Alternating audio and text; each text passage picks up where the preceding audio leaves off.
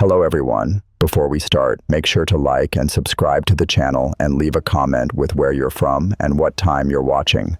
That way, YouTube will keep showing you stories just like this one. Now, let's begin. They called me in last minute that night. Jenkins had called off. Something about chest pains. I didn't mind covering the shift. I'd done overnight routes for nearly 10 years. But this call, this was different. It came through at exactly 1:37 a.m. Dispatch said it was a single vehicle crash near Ridgeway Pass, an old service road nobody used since the 80s. GPS didn't show any route, just a blank strip of forest. Station 12, do you copy? The radio crackled. Copy. This is EMT Collins. En route, I replied, punching in the coordinates manually. The ambulance roared to life. My partner Dev climbed in beside me, already half asleep. Ridgeway, he muttered, rubbing his eyes. No one uses that road, not since the landslide. I know, I said, but dispatch marked it high priority, possible fatal. We drove through 30 minutes of complete blackness. No street lights, no signs, just trees pressing in on either side of the road like they wanted to crush us. Then, we saw it. A car, flipped on its side, steaming gently in the cold.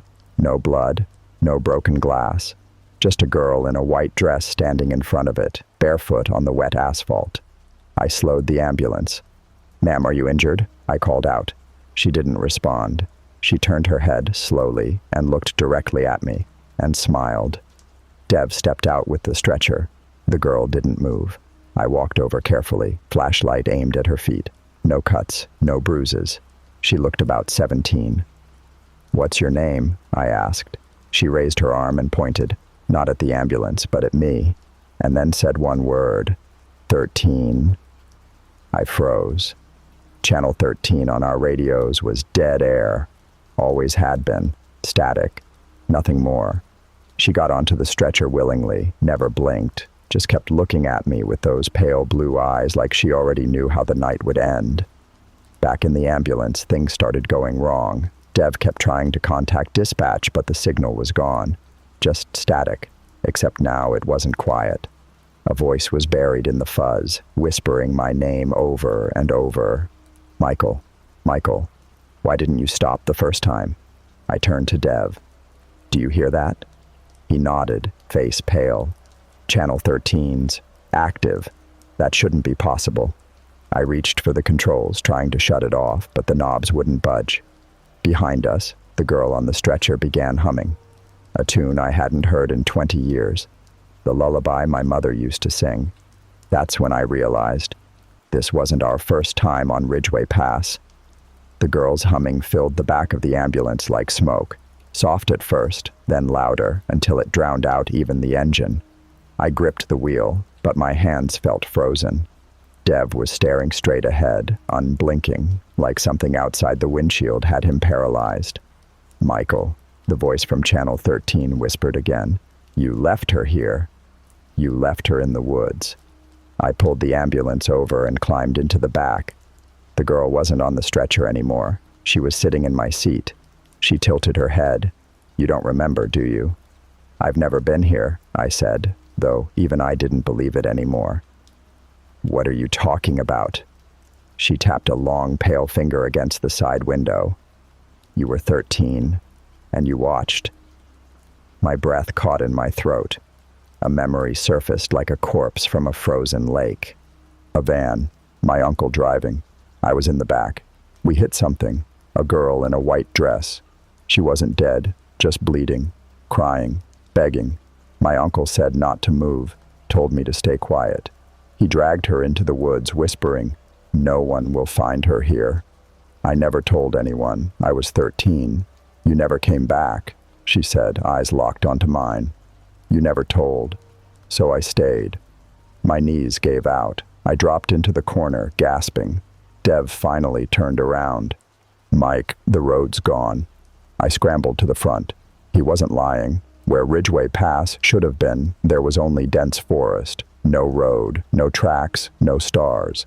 I stepped outside. The ambulance engine sputtered and died. Behind us, the girl was gone again. Only her voice remained, echoing from every direction. "You brought me back," it whispered. From the tree line, lights flickered, ambulance lights, flashing red and white. Then another, and another. At least a dozen old, rotting ambulances, their tires half buried in the dirt, rusted sirens glowing faintly. Like this stretch of forest was a graveyard for emergency calls that were never answered, each one with something inside. Figures strapped to stretchers, their faces half covered, eyes open, lips moving in silent screams. I turned to Dev. "We have to go, now." But he wasn't there anymore, only his uniform crumpled on the ground. I ran into the forest blindly, the girl's voice chasing me, louder and louder. 13, 13, 13, then silence. I woke up hours later at the station, alone in the break room. No one had called me in. There was no Ridgeway crash logged. Dev's locker was empty, like he'd never worked here, and on Channel 13, still static. Except now, when I listen closely, I hear myself screaming. I've been driving ambulances for 8 years. Night shifts, mostly. They pay better, and there's something about the roads being empty and quiet, except for the sirens, of course. That night started like any other. Me and Laura, my usual partner, were parked outside St. Enoch General, sipping bitter coffee and half watching the rain slick the windshield. The radio crackled at 2:13 a.m. Unit 7 dispatching to Hollow Pines. Possible cardiac arrest. No responder in range. You're the closest. Hollow Pines? That place was nearly 30 miles out of our jurisdiction, an old ghost town that had been mostly abandoned since the paper mill shut down a decade ago.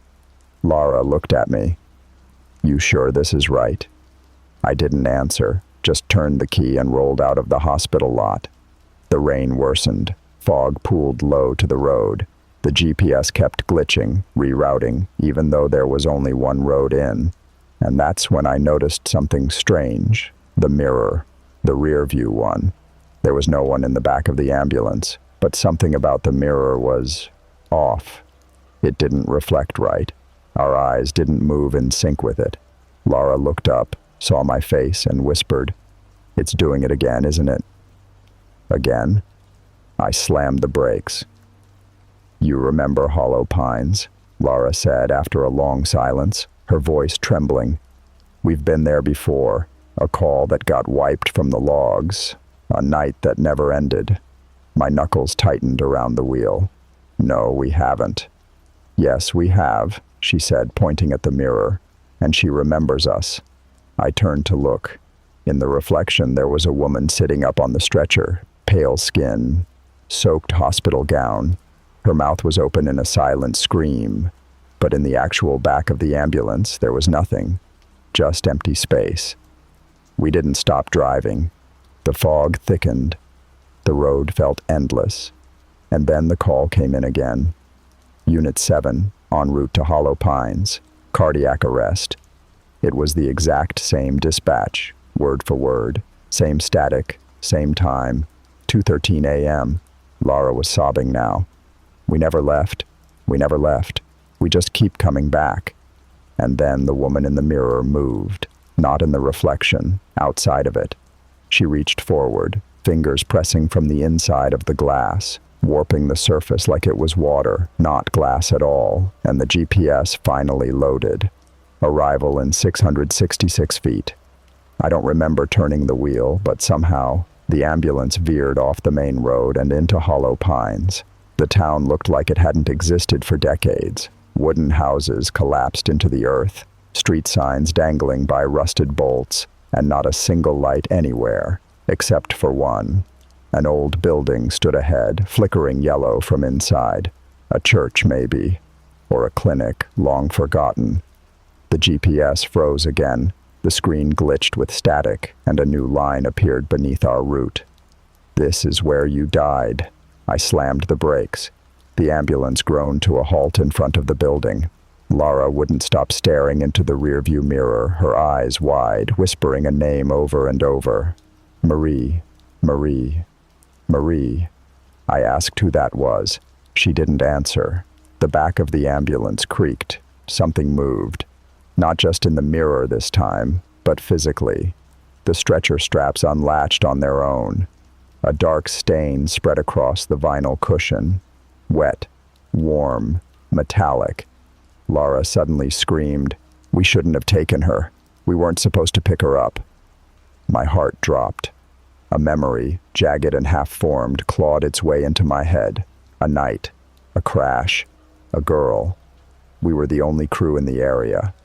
The call was faint, from an unregistered number. A teenage girl found unconscious at Hollow Pines' edge. We took her in. I remembered her now. Marie, long black hair, her wrists wrapped in bandages, her breath shallow.